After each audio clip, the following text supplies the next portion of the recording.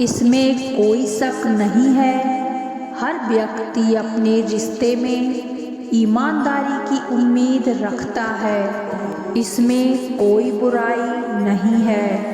लेकिन किसी भी व्यक्ति को अपने साथी से इस उम्मीद पर खरा उतरने की शर्त नहीं रखनी चाहिए, क्योंकि ऐसा करना आपके दुख का कारण बन सकता है। यह समझना बहुत ज़रूरी है कि इंसान अपने जीवन में फैसले प्रकृति के अनुसार लेता है। इसलिए प्यार, ईमानदारी जैसी भावनात्मक चीज़ें आप किसी से जबरदस्ती नहीं करा सकते हैं। ऐसे में श्री कृष्ण ने भी लोगों को खुद को किसी के धोखे का शिकार होने की शिकायत करने से मना किया है। रिश्ते में धोखे पर उनके विचार सुनकर हो सकता है आप थोड़ी देर के लिए उनसे सहमत ना हो, लेकिन जब आप इन बातों की गहराई को समझेंगे तो आप कभी भी किसी को धोखे से तोड़ेंगे नहीं। श्री कृष्ण जी कहते हैं कि यदि तुम्हें अपने हमसफ़र से धोखा मिले तो सबको यह मत बताओ कि उसने तुम्हें धोखा दिया है। उसकी वजह ये बताएं कि उसने आपकी गलतफहमी को दूर किया है। उसने आपको उस सच्चाई से रूबरू कराया है जिसे आपने सोचा भी नहीं था, क्योंकि आप उसके साथ अपने आज और आने वाले कल के लम्हों को बेहतर बनाने की कल्पना में व्यस्त थे। जिसके साथ पूरी जिंदगी बिताने के सपने देखे, उस व्यक्ति से धोखा मिलना निश्चित ही अंदर से तोड़ देने वाला होता है। लेकिन हम सफ़र से मिलने वाले धोखे को दूसरे अंदाजे में देखा जाए तो वह दर्द और विश्वासघात की जगह एक उपकार लगेगा। श्री कृष्ण जी कहते हैं कि जो लोग आपको धोखा दें उन्हें धन्यवाद कहें, उनका आभार व्यक्त करें, क्योंकि ऐसे लोग वास्तविकता से आपका परिचय कराते हैं। अगर वह धोखा ना दें तो हो सकता है आप अपना पूरा जीवन इसी भ्रम में बिता देते हैं कि वह आपका साथ कभी नहीं छोड़ेगा। इसमें कोई दो राय नहीं है कि अपने किसी करीबी व्यक्ति से धोखा मिलने पर बहुत दर्द होता है। दोबारा किसी व्यक्ति पर विश्वास करने की हिम्मत नहीं होती है, लेकिन जब आप उस व्यक्ति से जुड़ी भावनाओं और उम्मीदों से बाहर निकलकर सोचते हैं, तब आपको मालूम पड़ता है कि वास्तव में यह एक अच्छी चीज़ हुई है।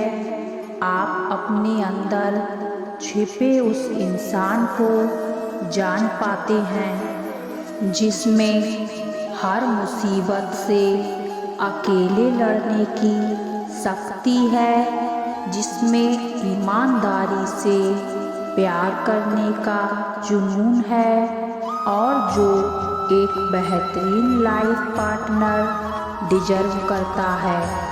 यह फैसला बहुत ही व्यक्तिगत होता है कि अपने साथी या किसी करीबी इंसान को उसके धोखे के लिए माफ़ करें या ना करें, लेकिन हमेशा यह ज़रूर याद रखना चाहिए कि कोई भी व्यक्ति अपनी परिस्थिति नहीं बल्कि अपनी चॉइस से धोखा देने का फैसला लेता है।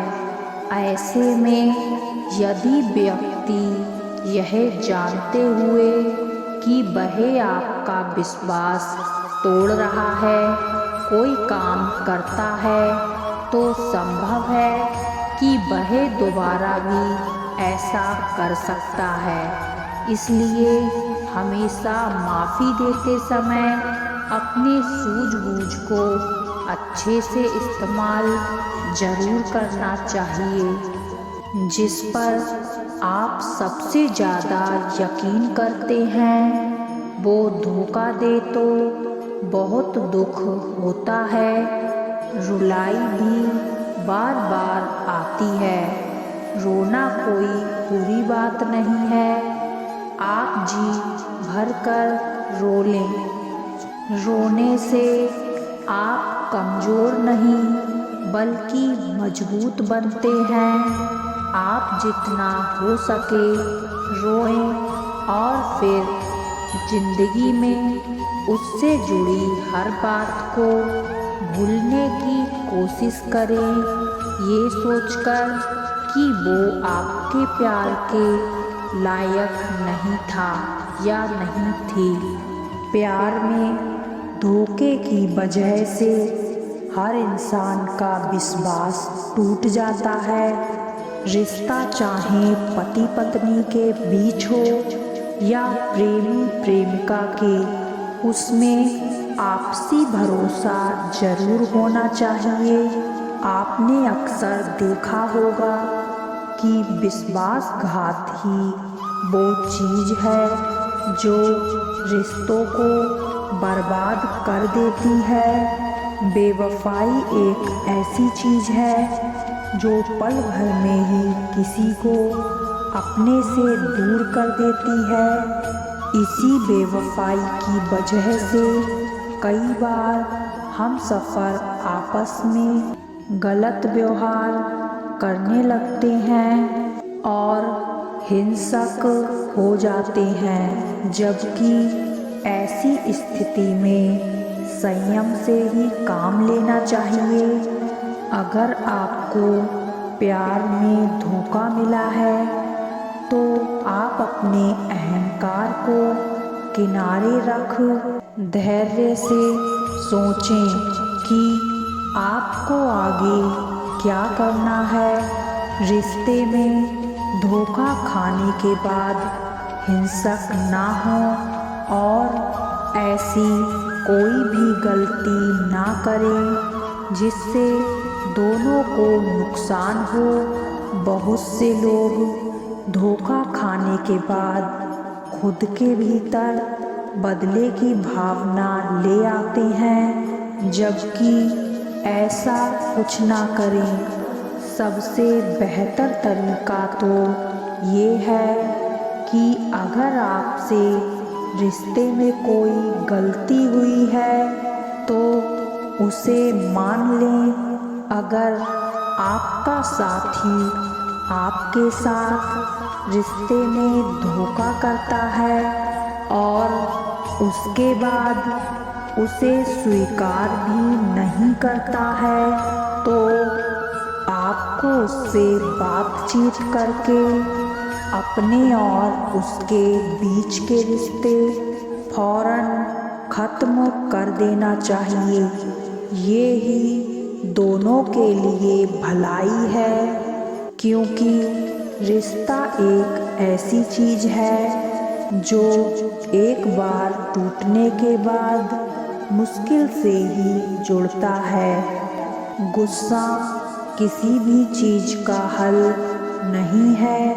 ऐसे में अगर आपको अपने हमसफ़र की बेवफाई के बारे में पता चलता है तो गुस्से की जगह इसका समाधान सोचें और बातचीत के जरिए पूरे मसले को हल करें। राधे राधे।